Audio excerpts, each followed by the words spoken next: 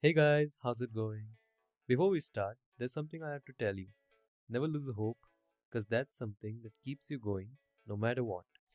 I hope to see myself to make a video again, and here I am with another video, of course.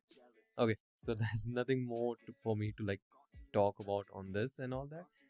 So let's just continue on our book on starting strength. The first chapter asks us why and how is strength important. There might be a few people who would not completely agree that strength is the most important thing in life. It is true whether they want it to be or not. As humanity has developed throughout history, physical strength has become less critical to our daily existence, but no less important to our lives. Our strength, more than any other thing we possess, still determines the quality and the quantity of our time in their bodies. Sorry, in our bodies. Whereas previously our strength determined how much food we ate and how much warm and dry we stayed. It now merely determines how we function in these surroundings we have crafted for ourselves in our culture has accumulated. But we are still animals. Our physical existence is, in the final analysis, the only thing that actually matters. A weak man is not as happy as he would be if he was strong. The reality might come as offensive to some people who would like the intellectual or spiritual to take precedence. It is instructive to see what happens to these very people as their squat strength goes up. Change in the nature of our culture has brought change to our relationship with physical activities. We previously were physically strong as a function of our continued existence in a simple physical world. We were adapted to this existence well since we had no other choice. Those whose strength was adequate to the task of staying alive continued doing so. This shaped our physiology and that of our vertebrates associates on the bushy tree of life. It remains with us today.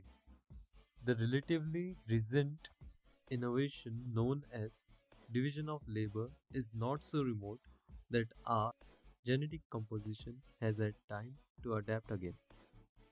Since most of us now have been freed from the necessity of personally obtaining our substances, physical activity is regarded as optional.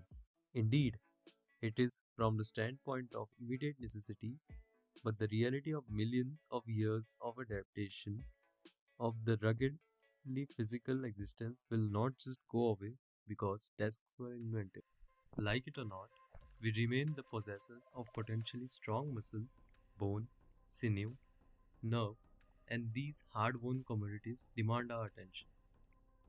They were too long in the making to just be ignored, and we do so at our peril. They are the very components of our existence, the quality of which now depends on our conscious, directed effort at giving them the stimulus they need to stay in the condition that is normally normal to them. Exercise is that stimulus. Over and above any considerations of performance for sports, exercise is the stimulus that returns our bodies to the condition for which they were designed. Humans are not physically normal in the absence of hard physical effort. Exercise is not a thing we do to fix a problem. It is a thing we must do anyway, a thing without which there will always be problems.